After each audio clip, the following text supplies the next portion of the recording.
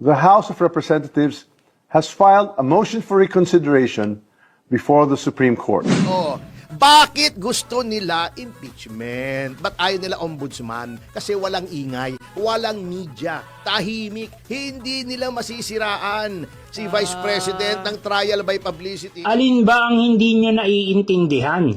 Ito, ang banat ni Atty. Topacio matapos maglabas ng pahayag si House Speaker Martin Romualdez ukol sa paghahain ng motion for reconsideration ng Kamara sa Korte Suprema ukol sa impeachment complaint laban kay BP Sara. Agad-agad binweltahan ng batikang attorney na si Topacio ang naturang House Speaker. Anya, ano ba ang hindi nila naiintindihan sa sinabi ng Supreme Court o Korte Suprema? Sinabi naman ng Supreme Court na hindi nawala ang transparency at accountability sa pagbasura ng impeachment complaint ni Vice President Sara Duterte. Pwede naman anya itong idemanda sa ombudsman dahil wala naman anya itong immunity. Di katulad ng Pangulong BBM na may sovereign immunity. Sinabi din ni Topacio na pwede nilang idemanda sa ombudsman ng administrative case at criminal case ang BC at daanin sa hearing. Pero nabasa na agad ng batikang attorney ang layunin ng mga buwayan ng Kongreso kung bakit gustong-gusto nila at ipinipilit ang impeachment trial at ayaw nilang daanin sa ombudsman. Sabi ni Topacio, dahil wala anyang ingay at media at hindi nila masisiraan ng bise sa harap ng mga tao, di katulad ng ginawa nila sa Quadcom hearing na parang trial with publicity kung saan malaya silang api-apihin ang bise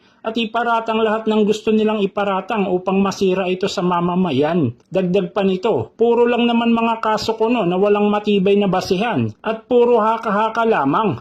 Sinagot na din ng COA na walang nilabag ang bise kaugnay sa confidential fund pero desidido talaga anya ang Marcos administration na hilahin sa putikan ang bise para hindi na ito makaporma sa 2028 national election. At ito daw ang mga factors na tinignan. Among the factors, yun daw pagbenta ng 129 billion na gold reserves, pagkuha ng 89.9 billion sa PhilHealth, Maharlika Fund, 250 billion, walang nyanyanyari. Walang nyanyanyari. Sad to know that. GSIS, kinuhanan ng 62.5 billion, 62.5 ang SSS, Land Bank, 62.5 billion, pinaglalalagay ito sa Maharlika Fund eh. PDIC, kinuhanan ng 117 billion. Biro mo yun ang insurance sa mga tao, mga pangkaraniwang tao, pagka biglang nagsasara yung mga bangko, lalo na yung mga maliliit na bangko, kinuhanan mo. Hala. Di ba? O Wala meron na. pang 4.5 billion confidential funds na ang liquidation is by certification pero hindi iniimbestigahan.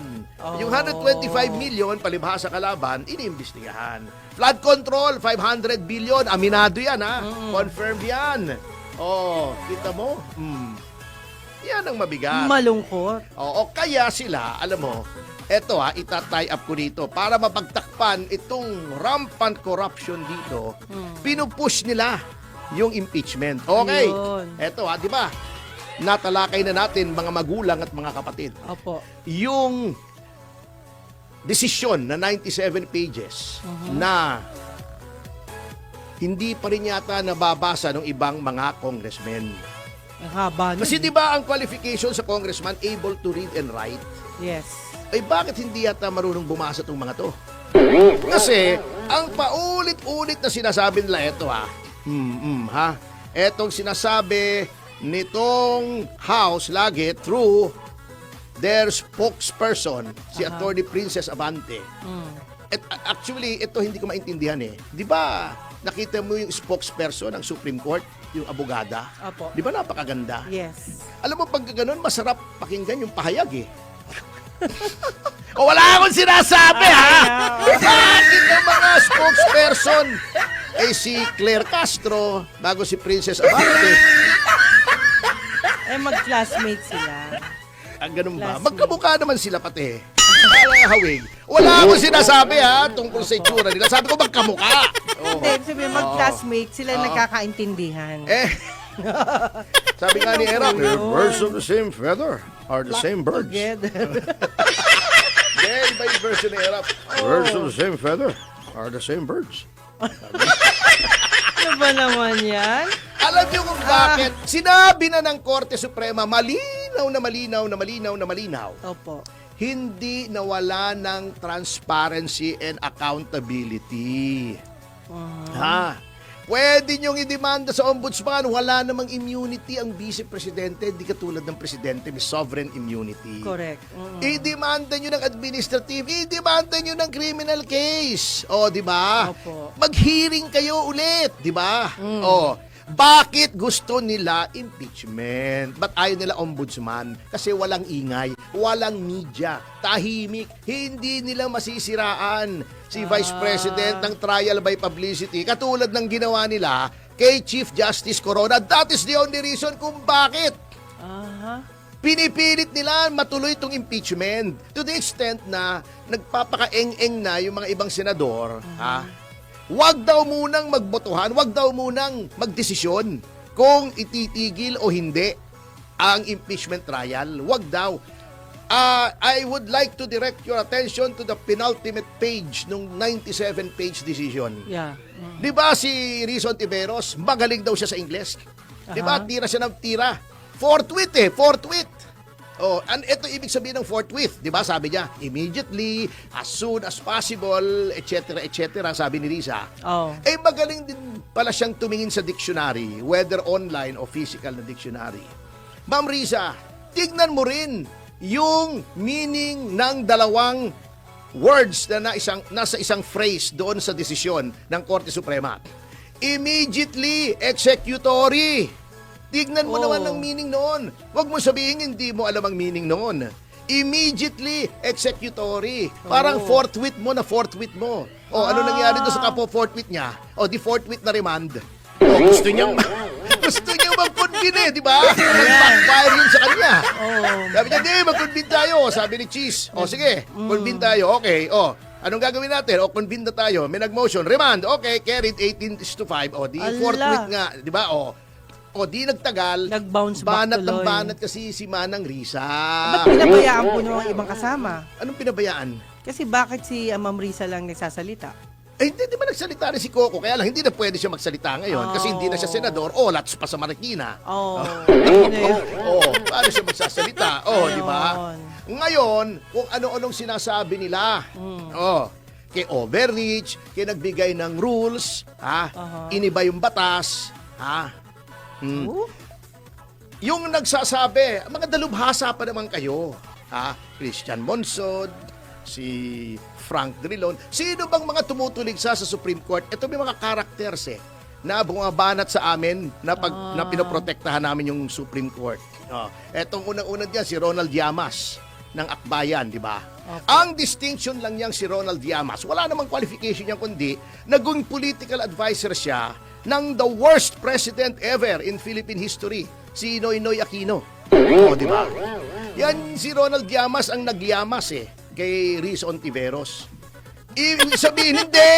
Paililiwanag ko yung sinasabi ko, nilyamas niya. Di ba? Pagka ikaw ay yung pangalan mo minsan, nalelend mo sa isang activity. Halimbawa, si Noynoy. Noynoying. Di ba? Ibig sabihin, walang ginagawa. Opo. Ganun lang. Laro-laro ng Mobile Legends, di ba? Or nagadon ka. Ibig sabihin, na-disbar ka.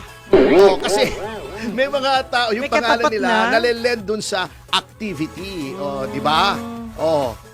Parang yung diesel. Opo. Yung diesel na fuel. Opo. Pangalan yun ng tao Hindi si Vin Diesel Ano na? Hindi, basta German yun. Siya nag-invento ng diesel engine. Aha. Di ba? May gano'n, no? So, si Rizon Tiveros, since ang advisor niya si Ronald Llamas, nalyamas siya. Ronald Llamas. Yun ang, ano bang qualification? Political advisor siya. Puro political scandal si Noynoy. Hindi naman niya nagamot. Kaya nakulat miserably. Si Marrojas, di ba? Yung sa 44, di ba? Yung Yolanda. Hindi niya nalunasan yung mga political scandal noong panahon ni Noynoy. Bago qualified siya. Sino pa? Si Larry Gadon, twice disbarred. Yung mga tumitira sa Korte Suprema. Yan, Di ba? Si Laila de Lima, na talaga naman yan si Laila de Lima, hindi sumusunod sa Supreme Court yan. Di ba kaya nga, paulit-ulit nating sinasabi, hindi sumusunod sa batas yan. Yung contempt order ng, yung TRO ng Supreme Court, hindi niya sinunod. Oh, alam na niyang may batas, hindi lamang sa Biblia, kundi sa mismong penal code natin sa pakikiapid. Nakiapid pa siya. Hindi sumusunod sa batas yan. Di ba, nakikipagkantahan siya sa mga sinasabing drug lords doon sa Bilibid. O, iyan ang mga tumitira. O, tumira sa Supreme Court. Mali daw. Baka ko sabi, mali ako, sorry. Ngayon naman, tinatakot yung mga taga-Korte Suprema. Impeach daw, impeach. Oh, dapat to, nako-contempt na rin eh. Sumusobra na itong mga to. Ito namang IBP, gumawa ng statement, malasado. And what do you expect from a politicized IBP? Si Franklin Drilon, overreach ng overreach. Si Franklin Drilon, dyan nasira ang IBP, umpisa sa kanya. Sapagkat nung lumaban, ito fact check nyo, wala tong libel, wala tong marites. Nasa records yan lahat. Nung yung asawa ni Frank Drilon na pumanaw na si Violeta ay gustong magpangulo ng IBP, National President, ginamit ni Frank Drilon lahat ng mga facilities ng kanyang ahensya nung siya ay cabinet member para maipanalo yung kanyang asawa. Totoo yan, di chismis yan. Desisyon niya ng Korte Suprema. Kaya sa sobrang kagarapalan ng ginawa ni Frank Drilon, pinawalang bisa ng Korte Suprema yung eleksyon ng kanyang asawa. Kasi hindi doon dapat gano'n ang IBP, hindi na mamulitika, hindi nangangampanya. Ngayon, politicized eh. Bakit ba pinag-aagawan yan ng isang faction ng mga abogado yung IBP? Kasi may isang boto yan sa mga gustong maging huwes. No, it becomes a tool for influence peddling. May utang na loob sa iyo yung mga magiging justice, etc. Oh, di ba? Oh, di ba yung si Cayosa at saka yung mga kasama niya noon, inireklamo ko sa Korte Suprema, nandun pending. Pending pa rin. Pinaimbestigahan yung paggamit ng IBP building para sa isang press conference na political in nature, yung kay Bikoy. Oh, di ba? Oh. Yun na. Bira, oh. Yun ang reason kung bakit gusto nila impeachment kasi alam nila nakatutok ang mga sasabihin nila roon katulad ng mga kasinungalingang sinabi nila kay Rene Corona ay tinataya nila na masisira si Sara Duterte. That is the only reason. May isa pang reason, siyempre. Opo. May isa pang reason. Ang laki ng ginastos nila para mapapirma yung mga tao eh. Ang laki, no? Dalawang reason. Ang laki ng bigay. Pero the primary reason is, yun nga, gusto nila makaladkad sa putikan si Sara Duterte. Gagamitin nilang bully pulpit yon, magbibigay ng mga ebidensya. Alam mo naman, may mga tao na pagka nakita nila, bagamat hindi totoo, akala nila totoo na.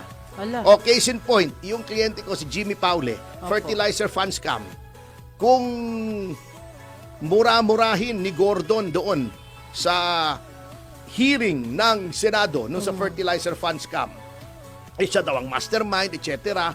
Daang-daang milyon daw ang kinita ng kliyente ko. Dinimanda sa Sandigan Bayan, sa tunay na korte, anong nangyari? Absuelto! Walang kasalanan. Si Renato Corona, di ba?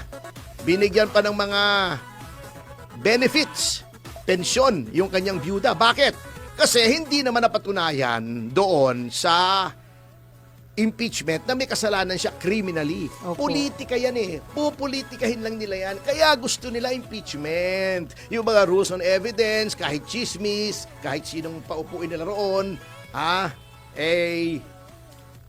maririnig, aakalain ng iba, totoo, bago. Yung mga hawak nilang media, ipe-play up na yan. Bago ichuchuchuan na nila yan. Yun ang reason. Kasi kung 26